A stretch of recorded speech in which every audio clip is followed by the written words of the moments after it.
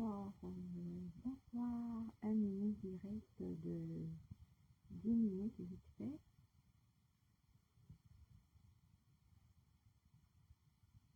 J'ai une thématique vite fait à développer avec vous. Donc, on se connecte. Pour recevoir la notification, je crois qu'il faut activer la cloche de notification sur la page. Il faut activer la cloche de notification quand vous vous abonnez ou quand vous likez la page. Je ne sais pas trop comment ça se passe et je pense pas que vous recevez les notifications. Donc voilà pourquoi je préfère faire le direct et laisser comme ça et après vous viendrez regarder après. Donc je vais me dépêcher rapidement. Je partage le direct. Vite fait, bien fait, tout le monde est content. Donc on va développer une thématique rapidement.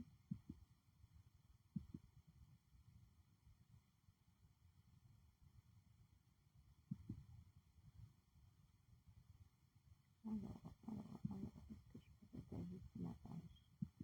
Les amis, je partage le direct vite fait et après on commence. Malheureusement, j'ai pas de musique de son sonore, mais bon. Hôtel.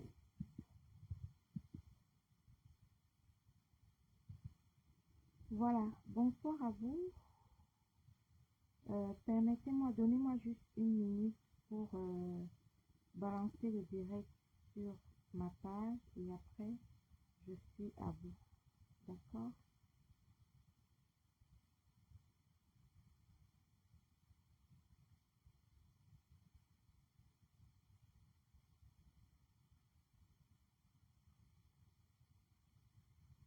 Voilà, je balance le direct vite fait. Faites remonter les likes pour signaler votre présence. Je ne serai pas bête. Voilà, je balance vite fait. Et après,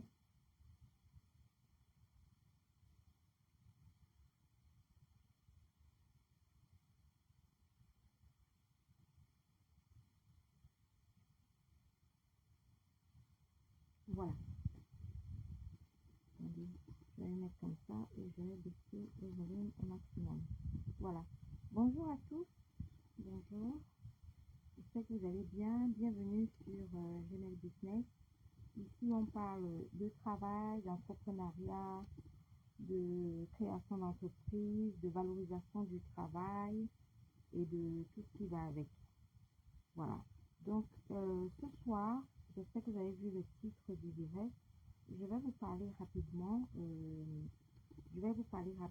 Du trésor caché qu'il y a derrière les fiches de paye. Donc, je vais développer le sujet vite fait. Et s'il y a des gens qui veulent intervenir, pourquoi pas. J'espère que vous partagez les valeurs de la page. Nous sommes sur Gmail Business. Donc, si vous êtes abonné à cette page, je suppose que vous savez pourquoi. Voilà. Je vous demanderai de faire remonter les commentaires parce que je ne vois pas, je vous vois présent, mais je ne vois pas les commentaires s'afficher. Donc, si vous voulez bien remonter les commentaires, ce ne serait pas mauvais. Donc, pour commenter, il faut commenter en @follower. Vous n'avez qu'à mettre comme commentaire @follower. Louise, bonjour. Ok, là, je vois les commentaires. Merci de commenter en @follower. Vous écrivez @follower et puis c'est largement suffisant. Lino, bonjour. Commentez en @follower. Je vous fais une thématique rapide et après on va se dire au revoir et comme ça les autres viendront regarder. Vous savez que je ne peux pas faire des très longs directs non plus. Donc voilà, donc j'attends vos commentaires @follower. Vous n'avez pas besoin d'écrire, hein. Vous écrivez seulement, vous faites arrobas, vous faites follower et c'est bon. Voilà. Donc j'attends vos commentaires à @follower.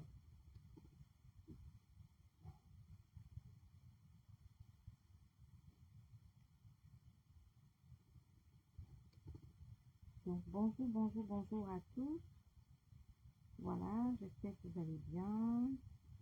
Donc, ça va être très rapide. Comme vous avez vu le titre du direct,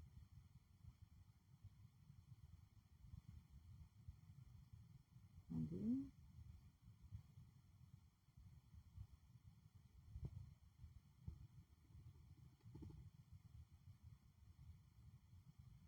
Voilà. Ok, bonjour à vous. Je vais développer un petit sujet. J'espère que vous avez vu le titre du direct. Ça y est, j'ai fait les quelques passages qu'il fallait faire. Alors, direct rapide, le titre du direct est facile à comprendre. Le trésor caché qu'il y a derrière les fiches de paye. Alors, qu'est-ce qu'on peut gagner? Qu'est-ce qu'on a comme trésor derrière les fiches de paye, c'est-à-dire derrière un emploi salarié? Alors, les fiches de paye, premièrement, ça va être un direct très rapide, hein, environ 10 minutes maximum, et puis après, on va l'arrêter. Premièrement, qu'est-ce que vous avez comme trésor derrière une fiche de paye? Déjà, sachez que lorsque vous êtes en emploi salarié, que vous recevez vos fiches de paye, la première chose que vous gagnez, c'est que vous cotisez pour votre retraite. Il y a beaucoup de gens qui se disent que non, c'est pas la peine de travailler ou c'est la peine de travailler au noir ou alors c'est la peine d'avoir uniquement des allocations et de s'asseoir sur la case. Non. Sachez que lorsque vous avez un emploi salarié et que vous cotisez et que vous avez vos fiches de paye, vous cotisez pour votre retraite, c'est-à-dire que vous gagnez des points en retraite. Et vous validez au fur et à mesure que vous travaillez, vous avez vos fiches de paye, donc du coup vous validez vos trimestres. C'est très très très important de valider ces trimestres. Pourquoi? Parce que plus les années passent, plus l'âge de la retraite ne fait que l'âge de la retraite ne fait qu'être repoussé. Dans plusieurs pays européens, je ne sais pas si en Allemagne ils sont déjà arrivés à 67 ans ou je ne sais pas quel âge. Nous ici on vacille avec les 62 ans, les 42 années de cotisation, etc., etc. Tout ça pour vous faire comprendre que euh, l'âge de la retraite est en train d'être repoussé. Donc, c'est très important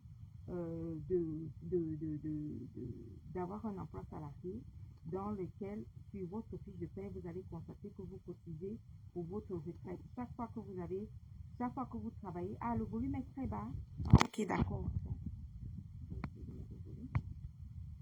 Voilà, bon, j'espère, merci Lino, j'espère que vous m'entendez maintenant. Donc voilà, j'étais en train de parler de l'importance des fiches de paye, comme vous avez vu sur le direct, sur le titre du direct. Donc du coup, qu'est-ce que je disais?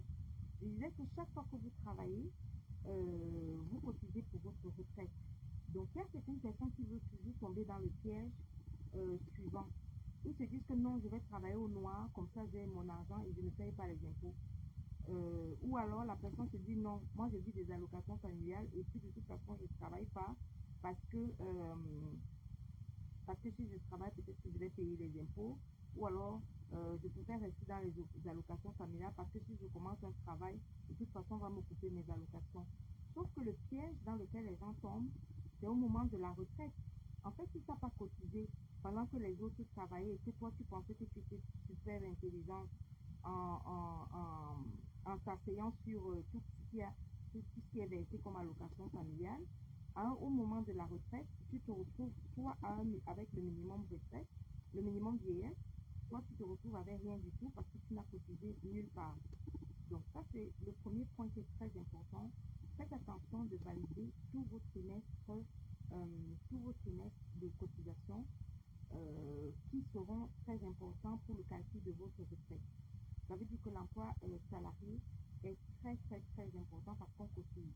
Alors, vous me direz, parce que ça, tu valorises l'entrepreneuriat. Sachez que je valorise l'entrepreneuriat et ça n'empêche pas un entrepreneur d'être également, d'aller aussi souscrire, il y a des mutuelles. Lorsque tu es un entrepreneur, tu dois souscrire, il y a souvent des mutuelles complémentaires dans lesquelles tu peux aller souscrire et tu cotises. Comme ça, au fur et à mesure que tu cotises en fonction de certain nombre de points. Et à ta retraite, ils vont te donner pareillement, ils vont te donner un paquet. Donc, même le chef d'entreprise doit également penser à sa retraite. C'est pas parce que tu as une entreprise, tu es en société, que tu ne vas pas aller souscrire, comment dirais-je, plusieurs mutuelles. Il y a plusieurs organismes qui font des trucs de retraite là pour les entrepreneurs. Bon, on revient au système salarié puisqu'on parle des fiches de paye. Donc, du coup, côté fiches de paye, au niveau des salariés, euh, ne pensez pas que vous êtes plus utilisé que l'administration. C'est-à-dire que, pour conclure pour le premier point, le premier trésor, ne vous dites pas que non, moi je suis usé, je préfère ne jamais travailler et vivre des allocations, manger des allocations, les différentes allocations qui vont s'aligner les unes après les autres. Je ne sais pas comment ça s'appelle, les allocations peut-être femmes isolées, je ne sais pas si ça existe encore, ou allocations, je ne sais pas, bref, des allocations, l'aide au logement, l'aide aux enfants, l'aide aux petits, l'aide aux bref, toutes ces allocations qui s'alignent, finalement, à un moment donné, ça finit par vous péter à la figure au moment de la retraite. Donc, premier point, l'emploi salarié vous permet de cotiser votre retraite et valider votre trimestre de cotisation. Et on lit l'heure, la lecture de l'heure, c'est au moment de la retraite. Ça, c'est le premier point. Le deuxième point, qui est aussi très important et qui est un bon trésor caché par rapport aux fiches de paie, eh bien, c'est l'accès au crédit. Alors, je sais que les Africains détestent tout ce qui est crédit. Ils se disent que les banques sont faites sont faites, comme dit une banque, les banques sont faites uniquement pour garder leur argent, bien faire virer leur salaire. Non. Les banques sont faites pour déposer l'argent des petits épargnants, mais les banques, le rôle crucial des banques, c'est aussi prêter de l'argent le rôle crucial des banques, c'est également prêter de l'argent aux, comment on appelle ça, aux investisseurs.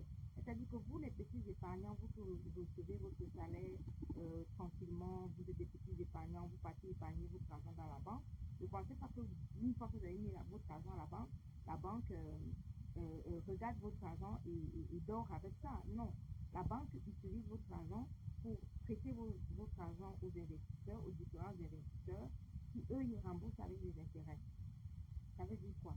Ça veut dire que, par exemple, en investissement immobilier, vos fiches de paye sont très, très, très...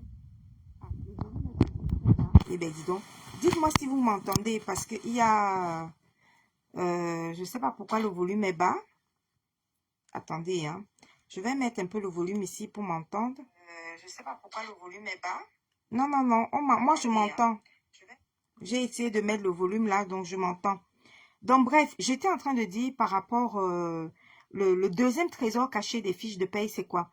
Le deuxième trésor caché des fiches de paye, en dehors du fait que les fiches de paye nous permettent de cotiser pour notre retraite, ce qui est très important. Ah là, c'est bon. Ok, désolé hein, pour le premier point.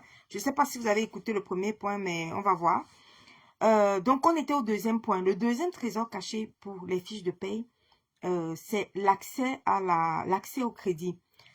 La première chose, lorsque vous vous présentez devant un banquier et que vous voulez avoir, par exemple, un crédit immobilier, bien évidemment, la première chose qu'on va vous demander, c'est vos 3 dernières fiches de paye. Si vous êtes un entrepreneur, ça va être plus compliqué puisqu'on va vous demander le bilan des 3 dernières années de votre entreprise. On va vous demander le bilan. Lorsque vous êtes en société, vous voulez un crédit immobilier, par exemple, on va vous demander, oui, quel est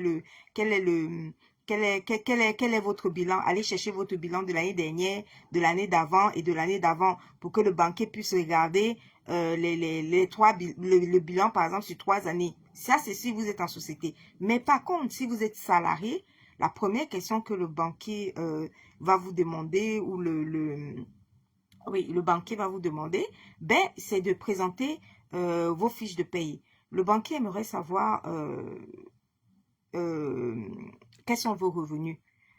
Ça, les fiches de paie, c'est un trésor. En fait, certaines personnes se disent que non, l'emploi salarié, j'ai pas envie d'aller travailler. Non, on ne peut pas forcément travailler. C'est-à-dire que même ta fiche de paie du McDonald's est un trésor. Je dis et je répète, même quand tu es en CDI au McDo, c'est bien. Même quand tu es en CDI, comment on appelle ça, au KFC, c'est bien. Pourquoi? Parce que tes fiches de paye te servent, te donnent accès à beaucoup de choses. On vient de voir dans le premier cas que j'ai pu développer, tes fiches de paye te permettent de cotiser déjà ta retraite, ce qui est très, très, très important. Deuxième chose, ta fiche de paye, deuxième chose, ta fiche de paye te permet d'avoir l'accès particulièrement au crédit immobilier. Et c'est là où c'est très important. Parce que, bien évidemment, on va calculer ton salaire, on va calculer ta capacité à emprunter, le montant maximum que tu peux emprunter. Bonjour Ariel, on est en train de parler des bienfaits des fiches de paye. Coucou les filles. Donc, on est en train de parler des bienfaits des fiches de paye. Donc, à partir de tes fiches de paye, tu es gagnante par rapport à l'emprunt. Celui qui ne travaille pas, celui qui n'a pas de fiches de paye, aura du mal à avoir un emprunt. Et lorsque vous voyez quelqu'un, par exemple, qui a un patrimoine immobilier conséquent, ce n'est pas parce que la personne est forcément riche. Le patrimoine immobilier n'est pas forcément ne veut pas forcément dire que la personne est riche, pas du tout. Parce qu'il suffit de présenter ces 3 fiches de paye, on t'accorde le fameux crédit immobilier. Je ne sais pas si je me fais bien comprendre. Donc, lorsque vous présentez vos 3 fiches de paye, vous avez accès, si tout le dossier est bon, si tous les... Voilà, on vérifie le dossier et tout, mais la base, c'est-à-dire que la première base de vérification ou quoi que ce soit, c'est quels sont vos revenus. Même si vous voulez investir dans l'immobilier locatif. C'est-à-dire que dans l'immobilier locatif, le banquier ne va pas commencer à regarder ce que le loyer de ce que vous allez acheter, de l'appartement que vous voulez acheter, va vous rapporter. Non. Premièrement, le banquier, ce qu'il va faire, c'est qu'il va se dire que si le locataire ne paye pas, est-ce que toi-même tu travailles? Je ne sais pas si vous me suivez. Parce que lorsqu'on veut calculer, supposons que vous voulez faire un investissement immobilier et que, coucou Inès, est-ce que l'argent qu'on verse dans ton compte est aussi important? Ah là, je n'ai pas compris. Est-ce que l'argent qu'on verse dans ton compte est aussi important en dehors de ta fiche de paye? J'ai pas très bien compris la question. Peut-être qu'il faut que tu reformules. Ben Sikin, merci d'être là. Donc, j'étais en train de parler de l'importance de la fiche de paye. Pour ceux qui viennent d'arriver, ah oui, les gens disent que oui, on te suit très bien. Je reprends l'explication. Nous sommes au deuxième cas pour lequel ta fiche de paye est un trésor. Et je vais vous expliquer pourquoi. Le deuxième cas, vous voulez faire par exemple un investissement immobilier et vous voulez acheter un petit studio que vous allez mettre le studio en location. Le banquier va calculer. Ce studio-ci que vous voulez acheter, le locataire qui était là-bas, par exemple, payait combien? Je vous donne un exemple bête. Il payait 560 €. Par exemple, un exemple bête. Le locataire payait 560 €. OK. Et vous voulez faire un investissement immobilier. Avant que le banquier ne considère les fameux 560 € que je vous rappelle qu'il va enlever là-dedans les charges de copropriété, il va également enlever là-dedans la taxe foncière puisque vous allez être propriétaire de ce bien, il va enlever quelques bridouilles. Avant qu'il ne considère votre argent que vous allez gagner par rapport à cet immobilier-là, il va d'abord considérer votre fiche de paye parce qu'il va se dire dans son calcul, mais si elle n'arrive pas, si son locataire caltatique qui ne paye pas et que la personne va en justice, vous savez que quand ton locataire ne paye plus, vous partez en justice, vous tapez 3 années de justice pour faire sortir les gens. En fait, vous êtes tous en France, vous savez que c'est très difficile de faire sortir son locataire quand il ne commence pas à payer. Et entre-temps, le banquier va se dire, est-ce qu'elle peut tenir, est-ce qu'elle peut continuer à me rembourser ce crédit pendant 3 ans qu'elle est en procédure si le locataire ne paye pas. Donc, du coup, qu'est-ce qui va se passer dans ce cas-là? Dans ce cas, qu'est-ce qui va se passer? C'est que le banquier aimerait être sûr que votre salaire peut tenir pour pouvoir couvrir ce manque à gagner de votre locataire qui ne part pas. Tout ça pour vous faire comprendre que la fiche de paye, l'emploi salarié est l'emploi salarié est très important. Et la fiche de paye, derrière la fiche de paye, il y a un trésor. Et ça peut vous décanter plusieurs situations possibles et imaginables. Parce que rien que le fait d'avoir accès au crédit. Je ne parle pas des différents crédits de consommation hein, et tout ça là. Si vous voulez, je vous fais une petite thématique par rapport à tout ça.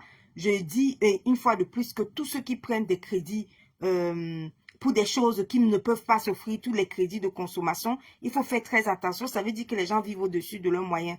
La meilleure façon d'être pauvre, c'est de vivre au-dessus de tes moyens.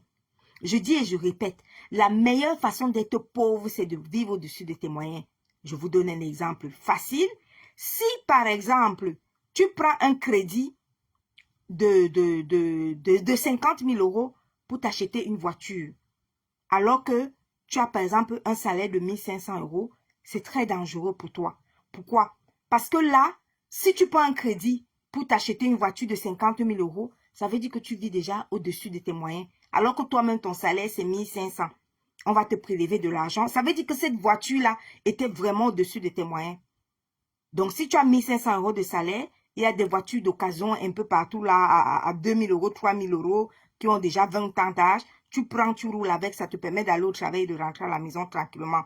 Mais par contre, attention, ce n'est pas la même chose. Si tu prends un crédit de 50 000 € pour acheter une voiture, par exemple une Kangoo, si tu fais les livraisons chez DHL, ou bien tu as ta petite structure de société de livraison ou société de livraison sur Amazon et que tu as besoin d'un mini Kangoo. Là, c'est une voiture pour travailler. Et là, oui, tu peux aller prendre un crédit pour acheter ce type de voiture parce que c'est la voiture qui te permet de travailler pour ton travail, ta petite société de livraison et qui te permet de faire des livraisons. Ce n'est pas la même chose. Donc on revient indispensable la fiche de paye. Oui, merci Ben Sikin. Donc, du coup, j'étais en train de parler de l'importance de la fiche de paye. Et Ben Sikin, si j'insiste là-dessus, pourquoi? C'est parce que nous, les Africains, et particulièrement les Camerounais, on veut toujours jouer au malin en se disant ceci. Non, je ne prends pas un travail salarié ou bien je ne travaille pas parce que deux choses. Soit je préfère m'asseoir sur les allocations et travailler au noir, soit je préfère uniquement travailler au noir parce que je n'ai pas envie de payer les impôts. Mes chers amis, même celui qui paye les impôts c'est très bien. Déclarez même plus. Parce que je vais vous rappeler que quand vous déclarez plus, quel que soit le calcul que les impôts vont faire, il y aura toujours de l'argent qui vont vous rembourser. Quand vous avez déclaré trop et quand vous vous êtes trompé, eux-mêmes ils recalculent et ils constatent que vous vous êtes trompé et vous voyez toujours que les impôts vous remboursent de l'argent. Je ne sais pas si ça vous est déjà arrivé, mais moi ça m'est déjà arrivé. Quand les impôts constatent que tu t'es trompé, tu as déclaré plus, ou alors ils ont prélevé plus. Parce que les impôts, parfois, ils prélèvent d'une année à l'autre. Par exemple, en ce moment, sur les fiches de paye, les prélèvements partent automatiquement. Ce n'est plus comme les années d'avant où les prélèvements partaient, ça dit qu'on faisait d'abord la déclaration de ce qu'on avait gagné l'année d'avant et après, non. Maintenant, on a pris à la source. Ça dit que la France a changé au niveau des prélèvements. Donc, du coup, ils prennent à la source. Donc, ça peut arriver que pendant qu'ils ne font que prendre à la source, même sur ta fiche de paye, ils prennent à la source. Mais sauf que problème, ils peuvent prendre plus alors que peut-être que ta situation a changé, peut-être que tu as eu des enfants en plus, peut-être que la femme a accouché, ou peut-être ci, ou peut-être ça. Donc, du coup, la situation a changé. Donc, ce n'est que l'année, au moment où il faudra commencer à déclarer ses impôts, qui vont se constater, ils vont constater que non, ah tiens, celui-ci a déclaré que non, sa situation a changé, peut-être il y a eu un enfant en plus, peut-être qu'il y a eu ci ou peut-être il y a eu ça, peu importe. Donc, du coup, même quand les impôts ont trop prélevé, quand eux, ils calculent, qu'est-ce qu'ils font? Ils vous redonnent de l'argent. Donc, tout ça pour vous faire comprendre que ne pensez pas que payer trop d'impôts ou alors payer les impôts, c'est un crime. Non. Payer les impôts, c'est très bien. Parce que même ton avis d'imposition, au même titre que ta fiche de paye, ça t'aide. Ton avis d'imposition est très bien. Parce que ça t'aide aussi. La première chose qu'on va te demander quand tu veux aller peut-être prendre un crédit immobilier, c'est l'avis d'imposition et ta fiche de paye. Les deux là, c'est bien. Parce que l'Africain, lui, il a toujours dans sa tête que non, je vais faire. Ça dit qu'on a une société, nous en Afrique, on a été tellement formaté par l'informel qu'on se dit toujours que qu'on se dit toujours que c'est-à-dire qu'on est habitué à l'informel. C'est-à-dire que la maman qui vend ses beignets en route, la maman qui braise son poisson en route, pas d'impôt, rien à payer. C'est-à-dire que je pose mes voitures, mes chaussures, par exemple, au rond-point Loincoq. Je les vends. Après, dès que je finis de vendre, je ramasse mes chaussures. Ce que je n'ai pas vendu, je rentre à la maison avec. Ça, c'est l'informel. C'est-à-dire qu'on ne paye aucun impôt, rien. Tu vis comme ça, tu gagnes ton argent. Par exemple, tu te mets au marché, je ne sais pas, tu déballes ta friperie. Tu déballes ta friperie, tu finis de déballer, tu vends, tu rentres sans payer d'impôts, rien du tout. Tu ne déclares jamais rien. C'est-à-dire qu'on est tellement formaté par l'informel que l'Africain se dit que payer les impôts, ce n'est pas bien. Non, payer les impôts, c'est très bien. Payer les impôts, c'est très bien. Ici, dans le pays des Blancs, ça t'aide.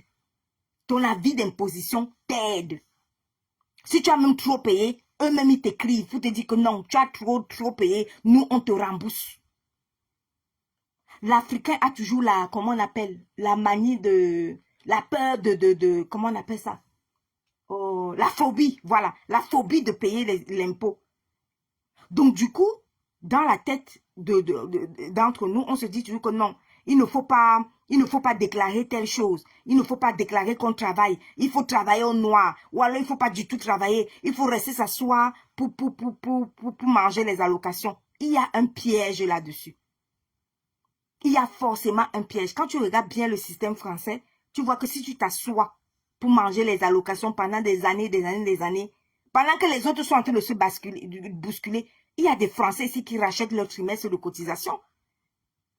Ben Sikine est là, je ne sais pas si elle s'y connaît, mais il y a des Français qui rachètent leur trimestre. C'est-à-dire que quand tu vois que tu n'auras pas une retraite à taux plein parce que tu n'as pas suffisamment cotisé, ben tu rachètes tes trimestres, tu prends ton argent, ton propre argent et tu rachètes des trimestres de cotisation pour que ça arrive au nombre de trimestres qu'il faut pour avoir une retraite à taux plein.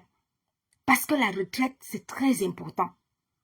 L'Africain va te dire, ah, dis donc, moi, je ne travaille pas. Moi, j'ai mes allocations. Je reste tranquille. Ou alors, ah, dis donc, moi, je ne veux pas qu'on me déclare. Vous voyez, 80%, 90% des gens, ils vont toujours préférer que tu veux qu'on te déclare. Ah ben non, moi, ne me déclare pas, donne-moi mon argent en main. Vous ne pouvez pas vivre dans une société où on cotise, on paye les impôts, mais vous voulez toujours rester dans le système. Non, donne-moi mon argent en main. Non, si tu peux, ne me déclare pas. Mais c'est gravissime. Parce que quand on ne te déclare pas et qu'on te donne ton argent en main, qu'il pleuve ou qu'il neige, à un moment donné dans ce pays, ça va bugger. Il y aura un bug à un moment donné. Même si c'est à ta retraite, il y aura un bug. C'est clair. Dieu merci, je n'ai jamais reçu d'allocation, moi non plus. Parce que les allocations, ça dépend. Il y a des allocations qui sont en fonction des salaires. Ben, si tu es toujours à la tranche au-dessus, ben, tu n'en auras jamais, de toute façon. Tout est une histoire de tranche. Si tu es toujours à la tranche au-dessus, ben, c'est clair que tu n'en auras jamais. On va toujours calculer où c'est les allocations comment vous appelez ça? Les allocations de rentrée scolaire, les allocations de, je sais pas, apparemment, il y a même la prime de Noël, les allocations de... Non, toutes les filles qui ont toutes ces tonnes d'allocations-là se disent qu'elles gagnent le système.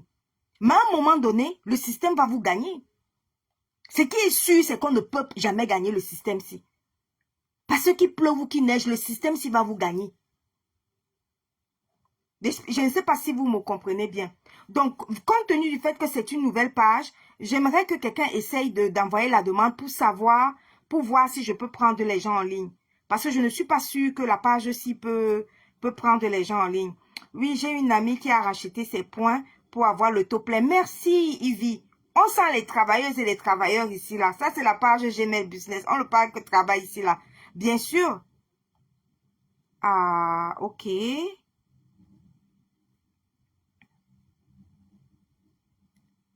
Attendez. Je vais voir. Hein.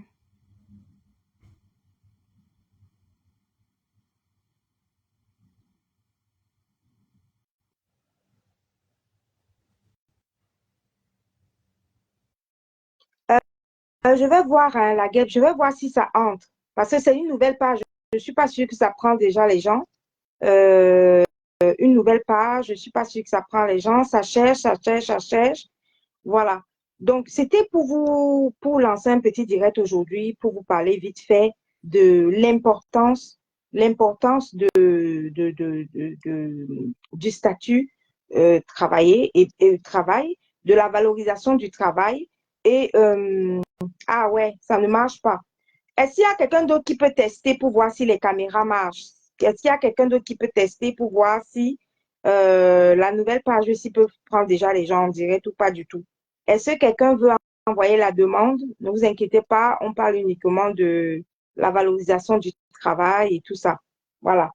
Donc, ce direct, voilà, comme j'étais en train d'expliquer, l'importance de ne pas, l'importance de ne pas toujours croire que vous gagnez le système, l'importance de valoriser le travail, comme d'habitude, comme je l'ai toujours dit.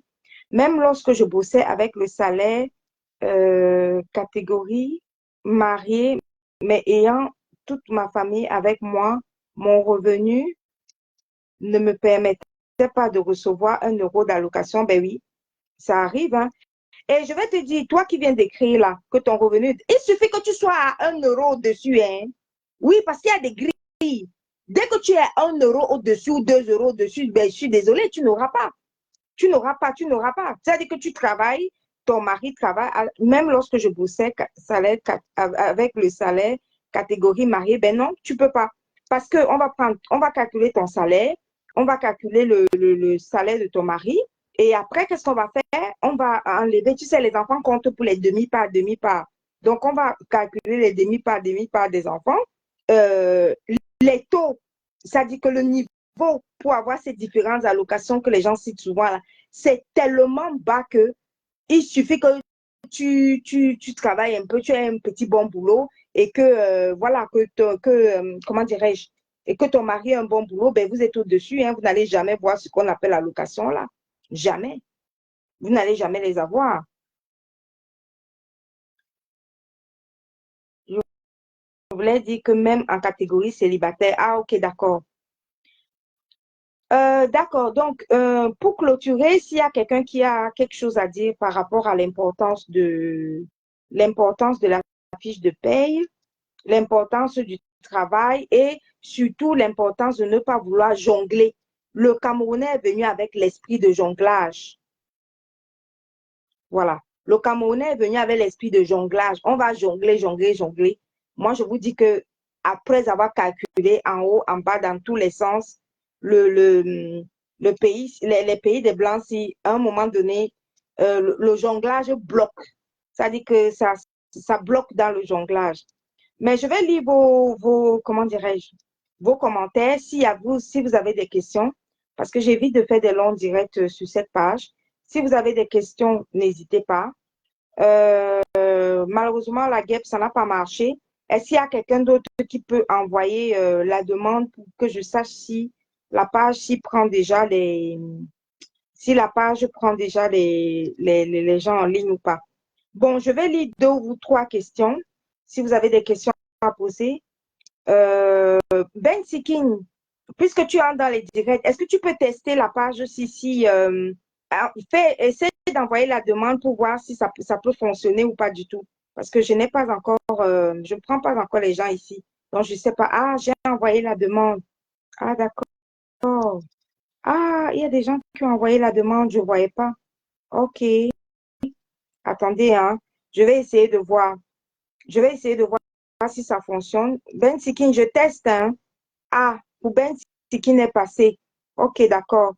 Bonjour Ben Bonsoir, Siking. Patricia, tu vas bien? Oui, bonsoir, je vais bien. Merci, hein, Merci. c'était pour que tu testes. Ouais, Merci. non, Donc, je t'explique le ça sujet vite fonctionne. fait. En fait, le Ouais. sujet, c'est que venant d'Afrique, on a toujours malheureusement, en fait, on se déplace avec la mentalité de toujours jongler. Le jonglage est en fait dans nos veines et on se dit toujours que dans notre ADN. Et on se dit toujours que quand on vient dans ces pays occidentaux, il faut Mhm, continuer à jongler. Donc, tu vois toujours les gens mhm, qui s'arrangent à ne pas, soit tu vois des gens qui sont pour le travail au noir, tu vois quelqu'un mhm, qui veut dire que non, moi, je ne me déclarais pas moi et puis faut avoir mon argent en main parce qu'on a toujours dans notre cerveau l'argent en main, tu sais, très liquide au mhm, pays, mhm, que tout est argent en main. Ou alors, soit tu as des gens qui se disent que non, moi, je ne veux jamais aller travailler parce que de toute façon, si je vais travailler, toutes mes allocations familiales vont être coupées.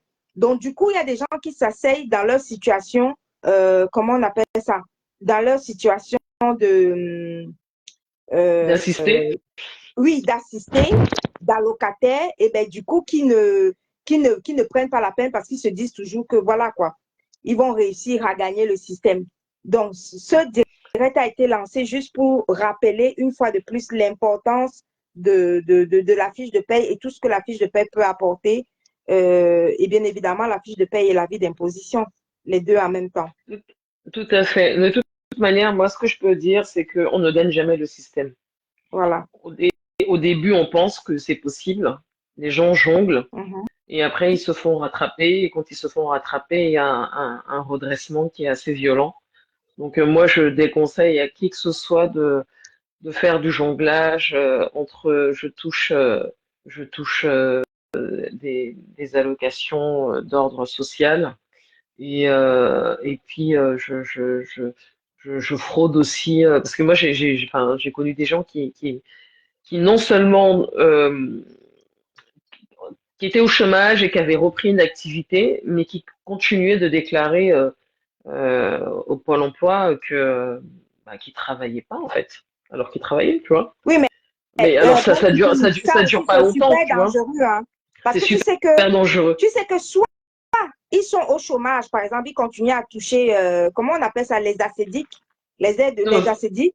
Ça, je ne sais pas si ça ça, s'appelle comme ça. les acédiques, c'est tout. C'était dans les années Oui, oui, comment 90, ça, le mot qu'on 2000. dit, les allocations chômage, appelons ça allocation chômage. Je ne sais pas comment Je ça crois qu'on s'appelle. appelle ça, je crois qu'on appelle ça l'ARE, je crois aide retour à l'emploi, quelque chose comme ça. Oui, bon, bref, les allocations du truc, là, du Pôle emploi, mais Mhm. parallèlement, ils travaillent au noir.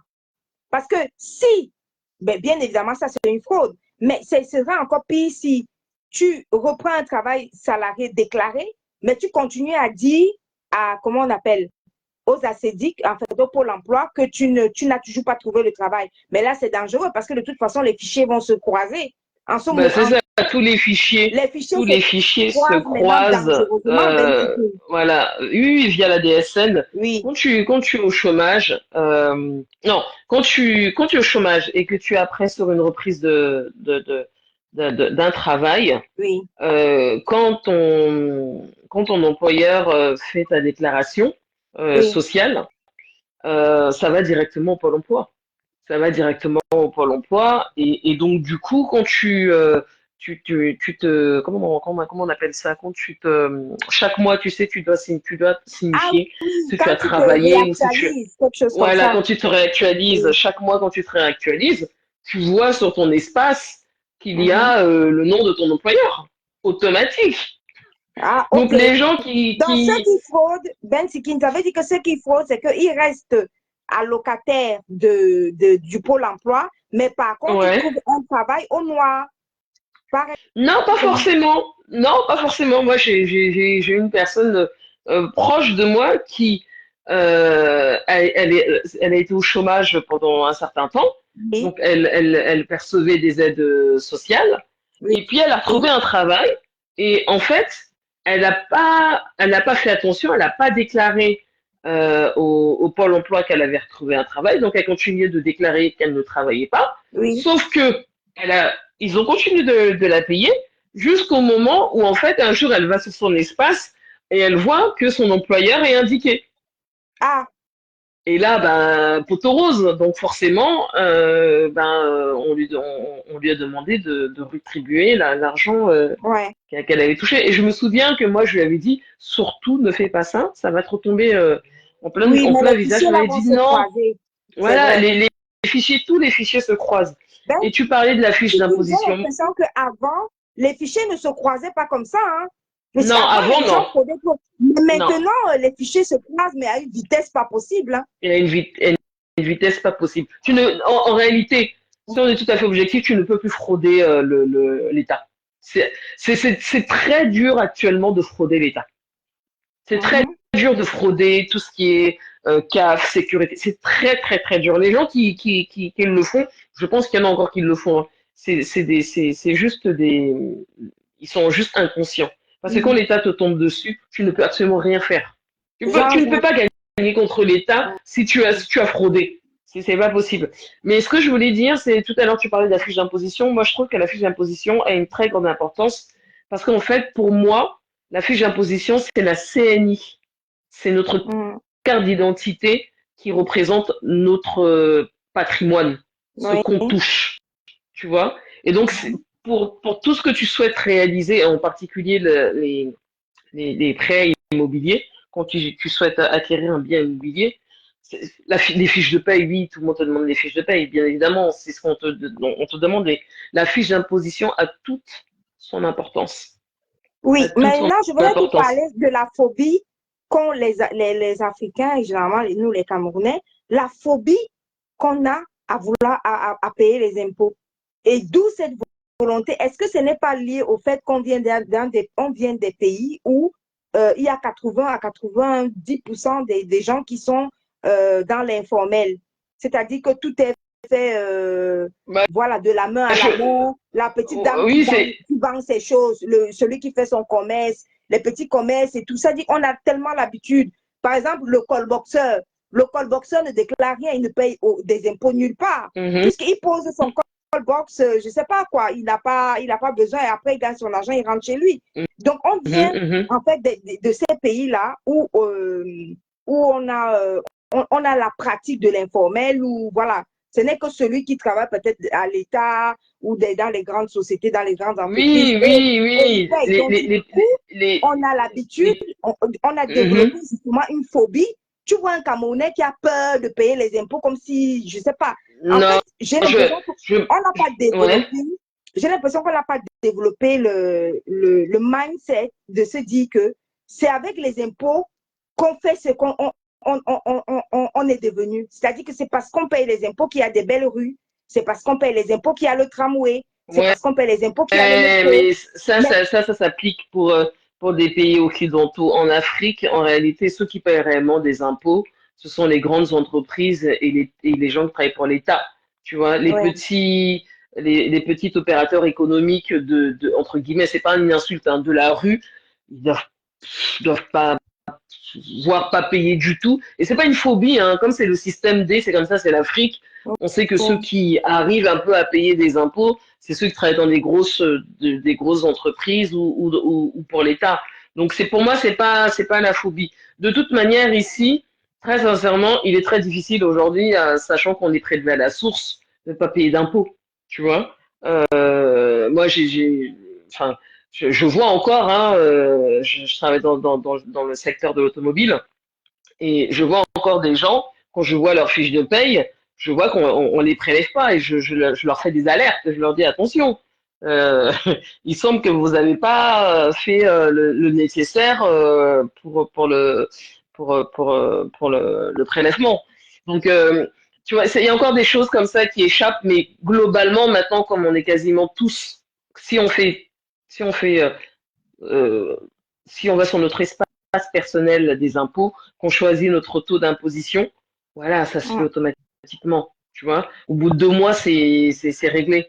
Donc, la phobie, non, moi, je pense qu'il est recommandé que tout le monde paye des impôts, même si c'est 1%. Je pense que c'est important. Je pense que ça même si ça participe à l'effort, voilà, ça participe à l'effort collectif. Tout à fait. Voilà. Donc pour moi, tout le monde devrait payer des impôts, aussi bas qu'ils puissent être, même si c'est 10 euros, payez vos impôts. Parce que c'est vrai que c'est ce qui. 10 euros symbolique. Même si c'est 10 euros symbolique, payez ça. Alors après, bon, il y a des. Parce que de toute façon, vous utilisez tout ce que vous utilisez. Parce que je suis quand même déçue, en fait, pas déçue, mais je suis quand même toujours assez impressionnée que celui qui utilise plus les services de l'État, c'est toujours ceux qui sont non imposables. Tout à fait. Voilà. Mais oui, il faut qu'on se dise la vérité. Et après, quelqu'un d'autre va me répondre en me disant que, mais oui, parce que ça, il y a un impôt que tout le monde paye, c'est la TVA. Puisque le pauvre paye la TVA. Le pauvre achète le bonbon, la viande et tout ça là, il a un impôt dessus qui est la TVA et qui est l'impôt de tout le monde. Parce que puisque tout le monde, sur ses achats, il est universel. la TVA. Mais quand même, Tout à fait. quand tu vois ceux qui sont non imposables, excuse-moi, mais c'est eux qui utilisent encore plus tu vois quelqu'un qui n'a pas de moyens, voilà, il n'a pas de moyens, l'État l'aide, mais c'est même encore lui qui est non imposable. C'est un problème, ça. Bah, moi, je considère que, bon, moi, je me souviens à l'époque, quand j'étais célibataire, sans enfant, je payais des impôts, ça me donnait des maux de tête, hein. Pour moi, franchement, c'était affreux. Je me souviens que ma mère, à chaque fois, elle me disait, mais ma fille, tu te rends pas compte, tu payes des impôts, c'est que tu gagnes bien ta vie, tu vois. Je me rappelle Oui. que ma mère me disait toujours ça. Mais sur le coup, j'avais mal, hein. Parce que j'avais mal, j'avais pas d'enfant, je me disais, mais ils vont Oui, me donc saigner comme ça pendant tu combien es de temps? taxé. Célibataire Voilà. sans Les enfant, les impôts célibataires ne te sans louent enfants, pas, hein, ma chérie. ah non, non, les impôts te louent pas. Et je me souviens que souvent j'écoutais Philippe Simo et il disait ne négligez pas l'idée de faire des enfants parce que le faire des enfants amène une certaine stabilité fiscale, tu vois. Particulièrement Et le troisième. voilà, tout à fait. Bon, il se trouve que moi non, j'en ai pas eu trois, mais effectivement quand j'ai eu mon enfant, oui, j'ai vu que pendant au moins les 3 premières années,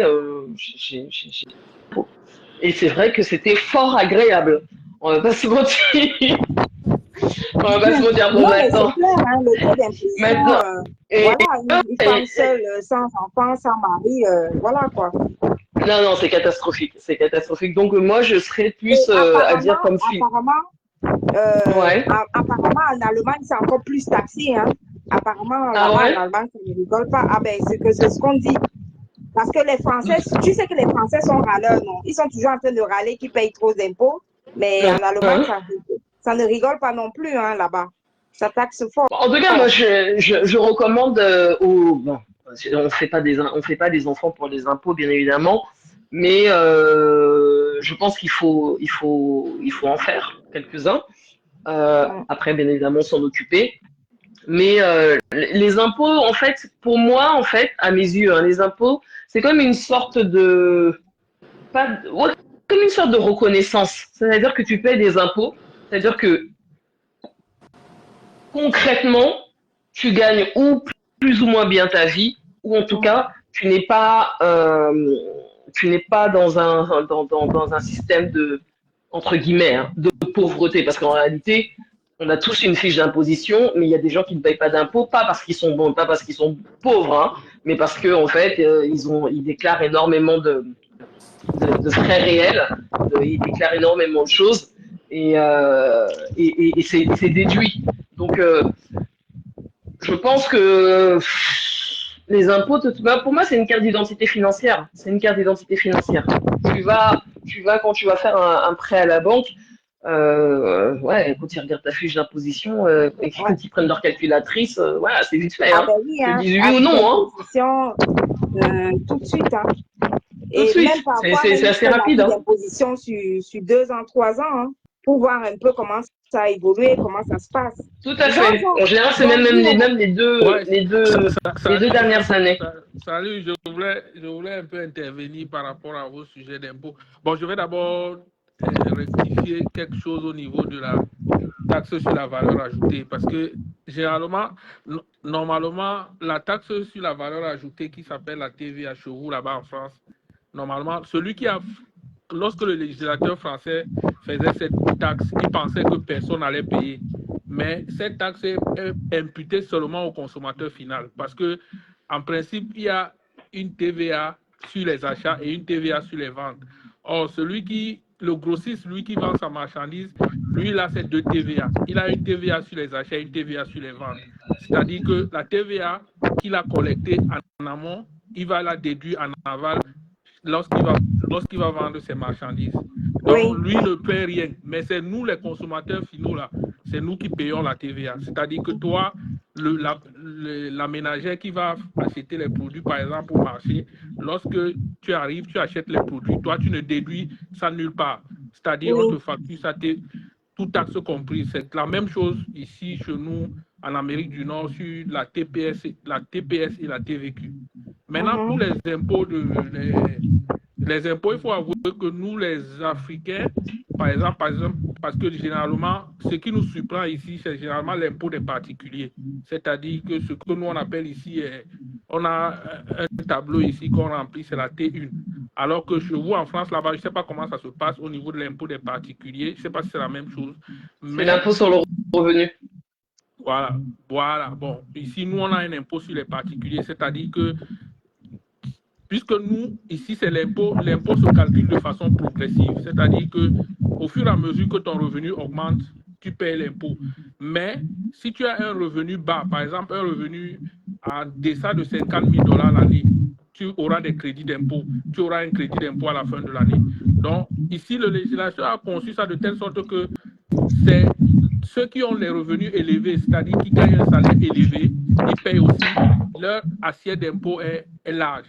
C'est-à-dire que, supposons, quand tu es au-dessus de 50 000, tu as déjà les 25% d'impôts que tu vas payer ici au Canada. Mais maintenant, ce qui est mauvais, chez les Africains, ici chez nous au pays, qu'est-ce qu'on fait? C'est-à-dire que quand tu vas négocier, par exemple, un salaire, tu négocies un salaire net. C'est-à-dire que c'est le patron qui supporte tes impôts. Parce que si tu gagnes 50 000 au pays, on va te donner les 50 000 là. C'est-à-dire que tu as ton salaire net. Mais les charges, tous les impôts, c'est le patron qui paye. Or, ici, tu négocies le salaire brut. Maintenant, il y a beaucoup d'autres éléments qui viennent diminuer l'impôt. C'est que, bon, les Africains, généralement, qu'est-ce que les Africains font ici? Comme ils ne veulent pas payer un comptable pour les faire leur truc d'impôt, eux, ils commencent à prendre le tableau, ils pensent que c'est facile. Or, il y a le législateur a prévu beaucoup des appartements ici. Par exemple, on a ici, tu peux placer ton argent au REER. Le REER, c'est un truc comme un placement comme ça. Après, maintenant, à la fin de l'année, ça peut te déduire l'impôt. Donc, il y a beaucoup d'autres trucs qui permettent de déduire l'impôt. Mais je dis, nous, on ne connaît pas l'impôt des particuliers.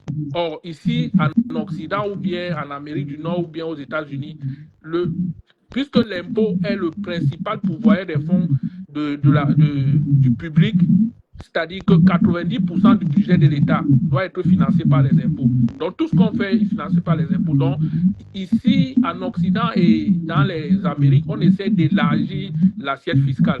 C'est pour ça qu'ils cherchent tous les moyens pour prendre l'impôt. Donc, l'impôt, c'est quelque chose qu'on ne peut pas éviter. Parce que si tu ne payes pas l'impôt, si tu crois que tu peux éviter l'impôt, mais crois-moi, il y a beaucoup d'autres astuces pour diminuer l'impôt. Par exemple, ici, il y a un crédit pour l'achat de la première maison. Si tu achètes, par exemple, ta première maison, tu as un crédit, tu as un gros crédit qu'on peut te donner.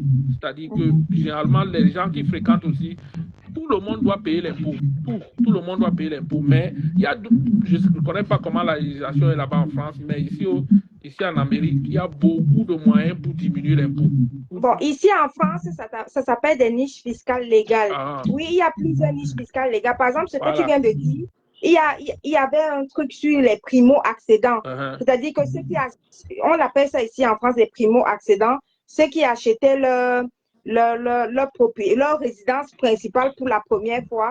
Ils avaient aussi, et à l'époque, ça dépend des gouvernements. À l'époque, je pense que c'est, comment il s'appelle? J'ai oublié son nom. Sarkozy avait mis un système en place comme ça pour aider les gens à accéder à la propriété immobilière. Mais du coup, il avait mis un système comme ça pour les primo-accédants. Par exemple, il y a une partie du prêt qui sera à taux zéro pour t'aider à acheter ton appartement. Il y a plein d'appartements comme ça. Par exemple, quand tu as une nounou dans ta maison, l'État t'aide en payant une partie des aides, je ne sais pas, salariales. Voilà. Ici aussi, c'est la garderie, c'est les frais de garde. Voilà, par exemple, il y a ce type d'appartement. Oui, il y a ce type d'appartement pour soulager un tout petit peu. Oui, ça c'est clair. Mais c'est que je voulais te poser une question par rapport à ce que tu venais de dire tout à l'heure, par rapport à l'Amérique du Nord. Je n'ai pas très bien compris. Je donne un exemple bête. Tu as dit environ. Prenons un exemple bête.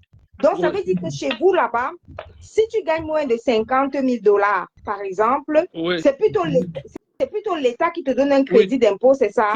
Tu auras toujours un crédit d'impôt à la fin de l'année.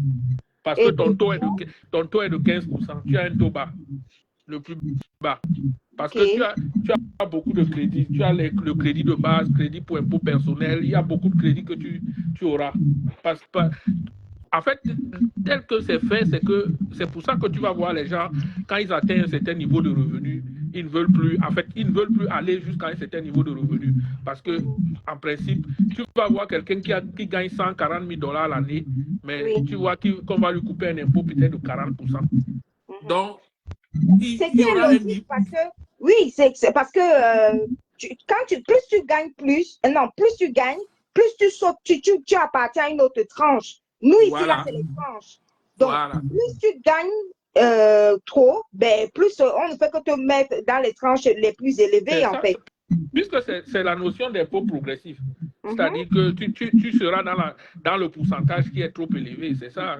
C'est pour ça que beaucoup de personnes, si tu vois que tu vas aller chercher l'emploi, on va t'augmenter un salaire de 10 000.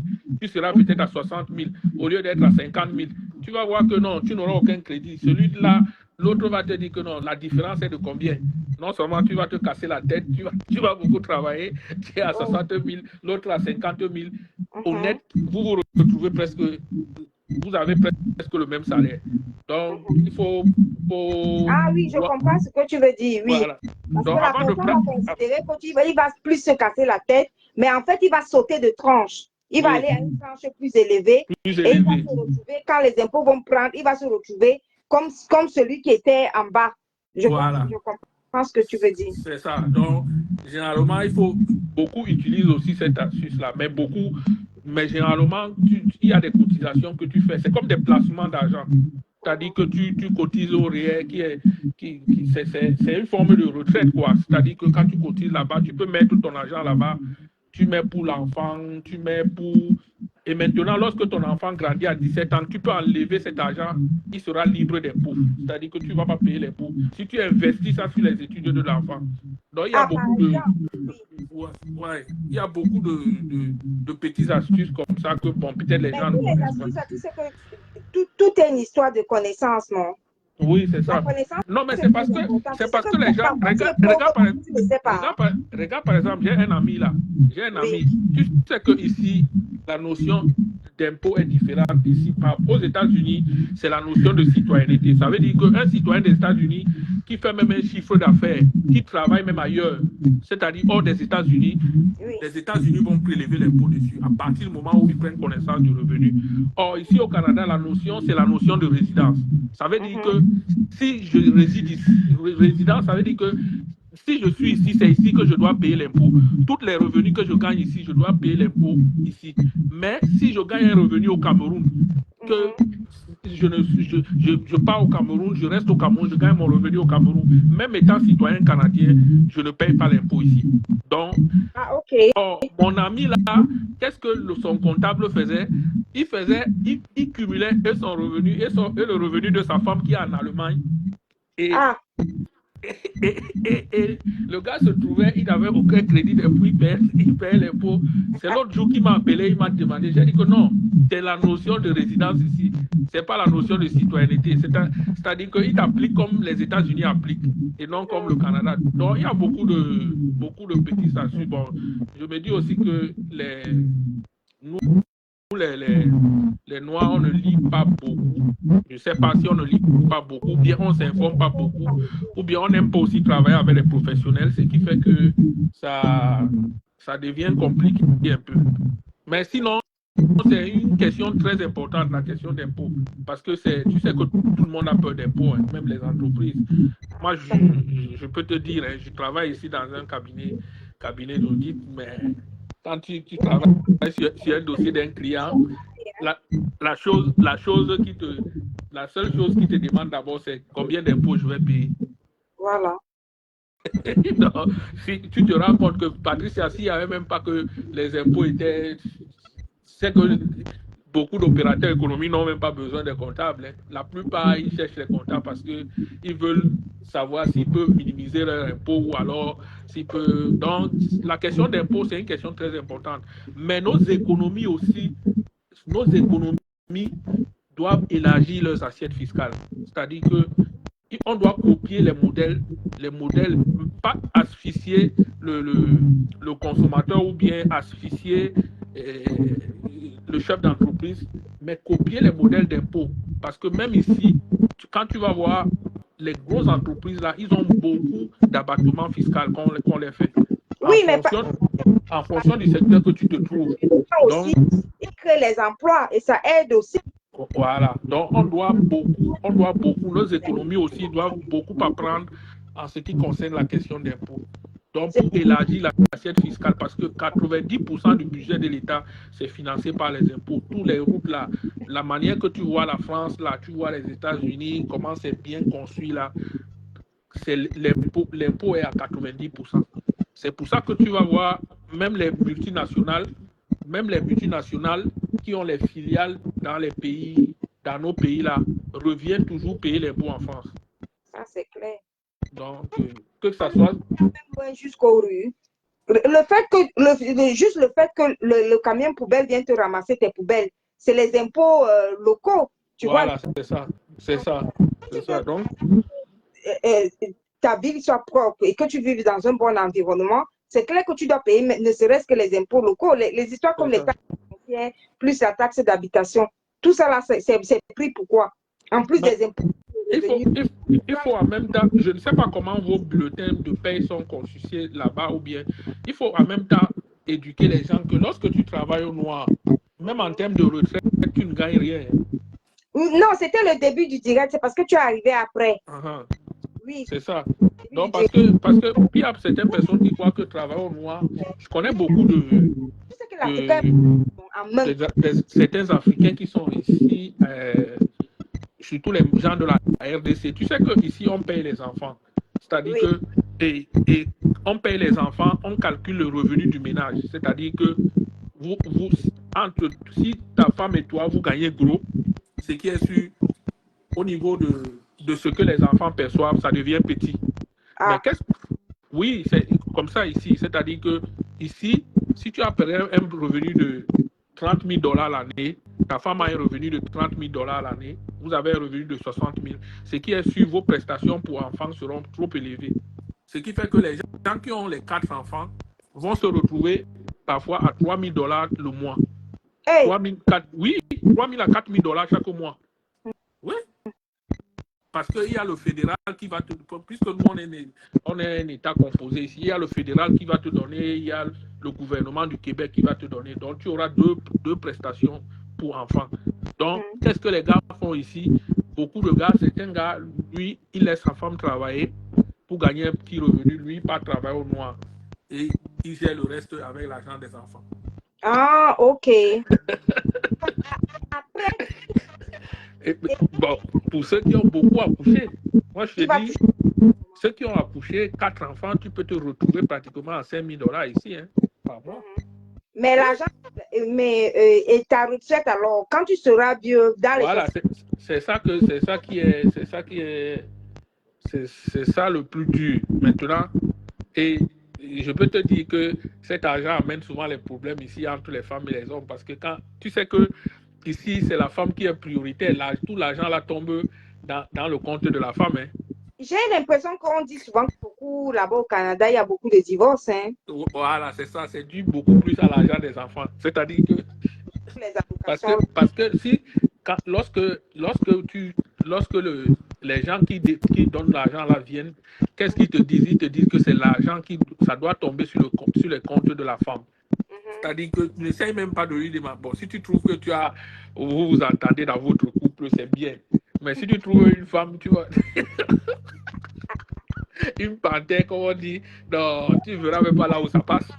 Le Canada a le plus fort taux de divorce, hein? Oui, c'est pour ça. Et